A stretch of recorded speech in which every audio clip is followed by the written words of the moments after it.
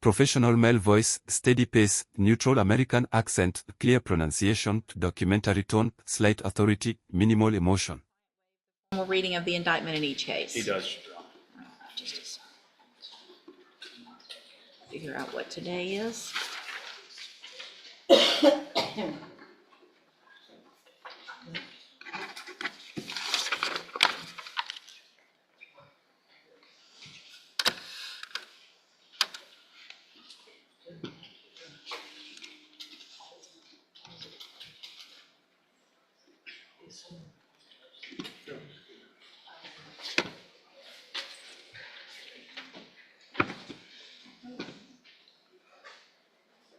Sorry, can you get in there? Mr. No, in cause number 25 DCCR 0386, you're charged with the second-degree felony offense of intoxication manslaughter with a vehicle from December 11th of 2024. And how do you plead to that charge? Guilty. And y'all have marked here aggravated. What is? Defense counsel put that here. Yeah, well, they charged it as aggravated with a vehicle, I believe. It was aggravating. It's just a garden variety intox. Yeah, I'm going to mark that out because I think that might Feel free, have Josh. some Different context. context at sentencing that you may not want. All right, so it's so how do you plead to that charge? Guilty. And are you pleading guilty freely and voluntarily? Yes, ma'am. And are you pleading guilty because you actually did what they've charged you with? Yes, ma'am. We're sorry it's gonna be a trial.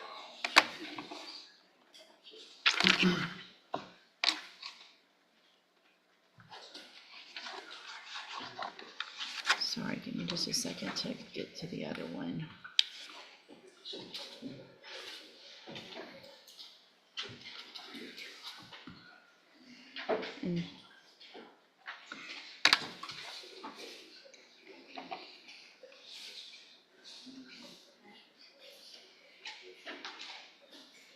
And then in cause number 25 DCCR 0387, you're charged with the state jail felony offense of driving while intoxicated with a child passenger from December 11th of 2024. And how do you plead to that charge? Guilty. Again, are you pleading guilty freely and voluntarily? Yes, Your Honor. And are you pleading guilty because you did what they've charged you with? Yes, Your Honor. In each of those cases, I have here on the tablet some documents that have your signature on them that the state has marked as exhibit number 1. Before you signed these, did you go over them with Mr. Franklin? Yes, Your Honor. Do you fully understand them? Yes, Your Honor. And do you understand that it's well, first of all, it's the way this is written up is that you are pleading open to the court. There's no agreement. Is that correct? Yes, Your Honor. And so you guys, a couple things. I need the other one sent back. So is it on the trial court certification of defendant's right to appeal? On this case, the state jail, the admonishments were signed saying that they're waiving the right to appeal. And then on the certification, it's actually 2 of them were checked off. One is the defendant has waived the right of appeal, and the other is it's not a plea agreement and the defendant has a right to appeal. It's not a plea agreement. Right. So that's correct. Okay. So what, with everyone's permission, then I'm going to erase the check mark on the defendant has waived the right of appeal because it's not a plea, so he will have some right to appeal. Yes, Your Honor. No objection. Also, on each of the paperworks on the post-conviction waivers that you both signed, I will mark that out as well because that's saying that he's waiving his right to appeal. Yes, Your Honor. No Okay. objection. All right. Thanks. So, Your Honor, I would note too, I think I had a few stray, I'm a left-hander. I think there's a few other stray marks on there that I Okay. tried to erase and wasn't able to. So Gotcha. if you see those, I apologize. gotcha. We My hand we taps. understand the left-handed issues up here. Ms. Werner feels your pain on that. Okay, so I want to make sure you understand a couple of things. You have an absolute right to have a jury come in and determine 2 things in these cases.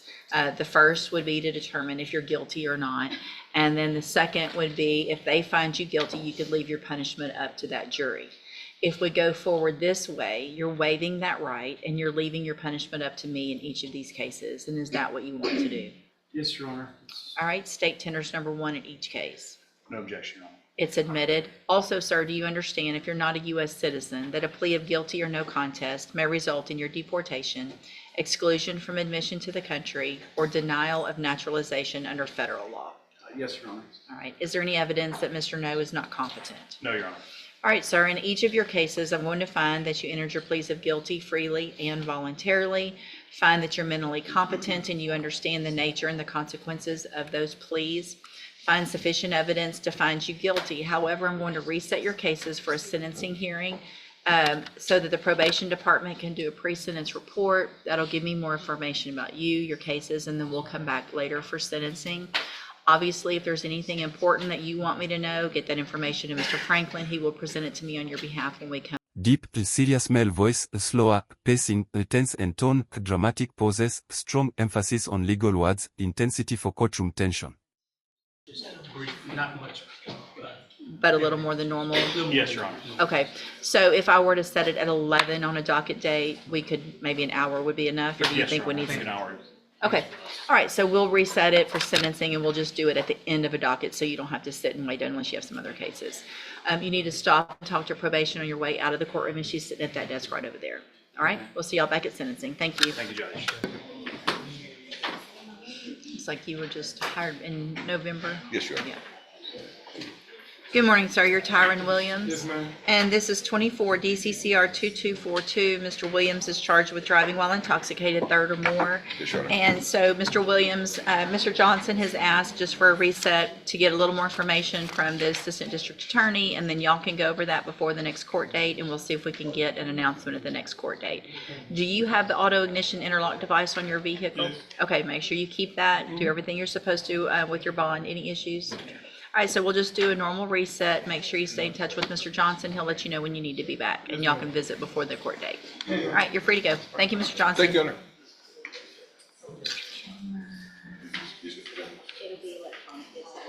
Thank you. Good day. Thank you, you too.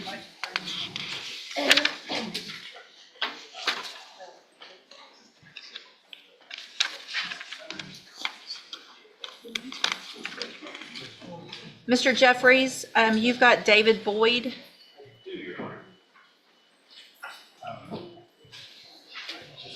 Good morning. Good. Happy New Year. Happy New Year, yes. It is. We're gonna manifest it.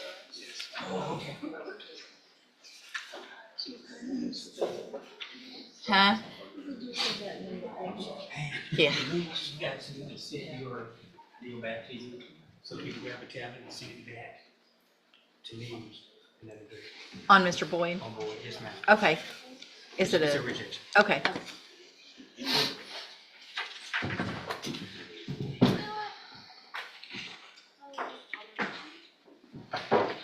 Good morning, sir. Are you David Alexander Boyd? Yes, ma'am.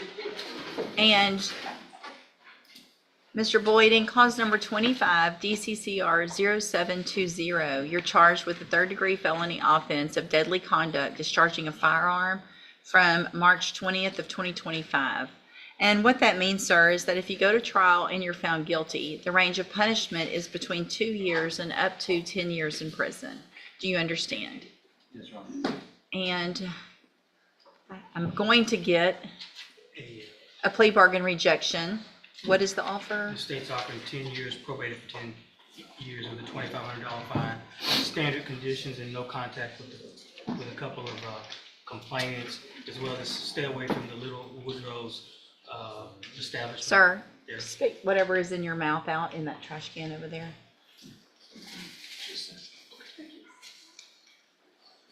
Sorry, Your Honor.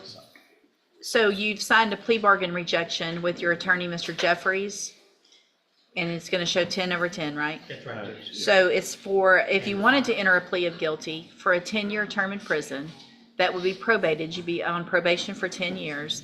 You would be ordered to pay a $2,500 fine. to follow all of the rules and conditions of probation. You have every right to reject that and have your case set for trial. I want to make sure you understand today what your options are if you wanted to plead guilty and what your possible consequences are if you go to trial and are found guilty. Do you understand all of that? Yes, ma'am. And do you want to reject that offer and have your case set for trial? Yes, ma'am. All right, we'll get it set for trial. Mr. Coleman, is there any reason to believe that that offer would change? Not at all, Judge. So, Mr. Boyd, I want to make sure you understand that after today, I don't accept plea agreements once they're rejected. So unless new information comes to light with your attorney or the district attorney's office, then if you change your mind later and want to enter a plea of guilty, it would be to something different than this or open to the court. Do you understand? Yes, ma'am. All right, then we'll get your case set for trial and Mr. Jeffries will begin preparation. And if y'all will just send that through, I'll Just see. sign off on it. Okay, perfect. You're free to go, sir. Thank you, ma'am. Larry Fletcher.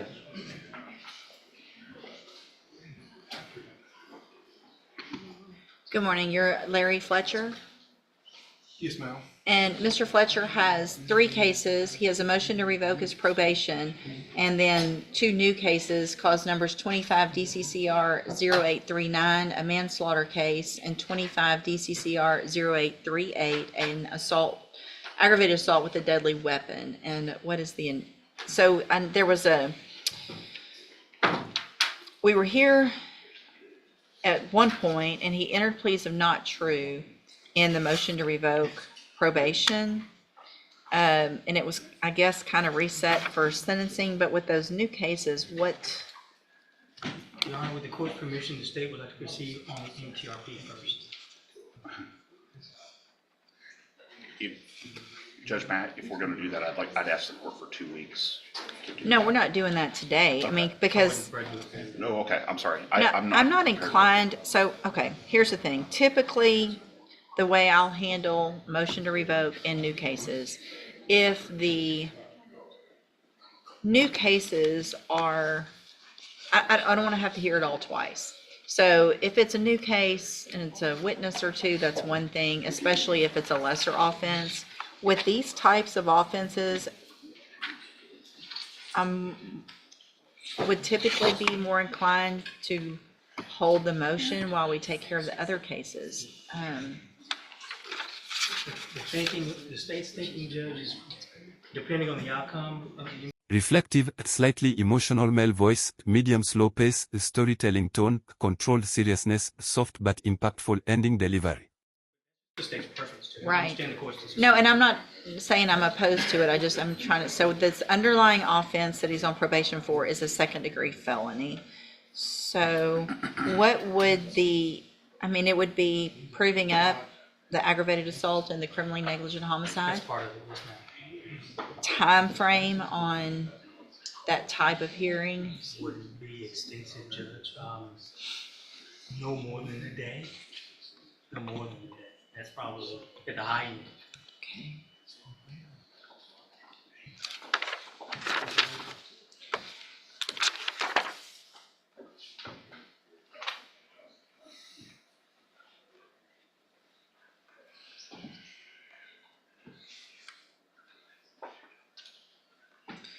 All right, so he's already entered the pleas of not true. So I'm going to kind of grant what Mr. Coleman is requesting on this one.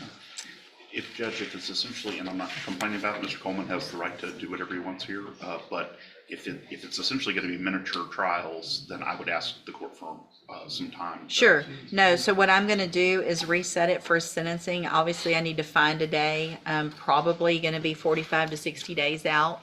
Obviously, I know that might be quick to get ready for a trial, but I think you should already have We're working through the discovery. the discovery. Yes. Is there anything you're waiting on, anything that's pending, outstanding? Yeah, I'm not aware of it, but he's saying no, so then. my So answer would be no. because we're gonna do it this way, let's do about 60 days, and then we'll look and find a day on a week where we do not have a trial, and I'll give you guys at least a day on those weeks. We can even have a little bit more, all right? Okay, we'll see you back. Good morning. Are you Dale Johnson? And this was the final reset on Ms. Johnson's 3 cases. And so what is the announcement? Regrettably, Judge, the defense announcement this morning is not ready. Despite our diligent efforts and the efforts of our expert, who is based out of town, our expert has experienced some health issues that have prevented him from completing his analysis and the report that we need to responsibly rely upon. And we are requesting one short reset to allow our expert to complete his work and his report. Well, we talked about this last time, and so here's what we're going to do. If I'm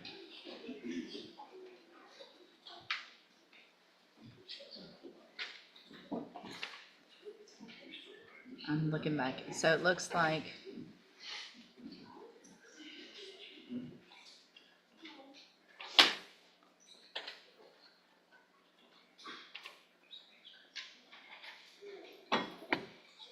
you were hired back in August of 2024.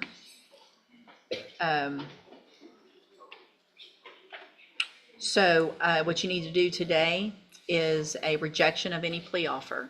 If anything changes between now and the trial date based on that report, as soon as you get the report, you let the court and Mr. Hoffpower know. If there's some change, then I would consider accepting whatever the offer has been. Typically, I don't after there's a rejection, but because of the circumstances, it's time to get this case moved one way or the other. So I'm going to go ahead and get that rejection done today. Okay, Judge. It's on the tablet, and then it'll go on the trial docket. And again, as soon as you get that, if something changes, let me know. Otherwise, be ready for trial at the next trial date. You can let Mr. Hoffpower know that as well. Thank you, Judge. I'll hold it while y'all do that paperwork, and then I'll recall it. Thanks, Judge. Yes, sir. See, is Mr.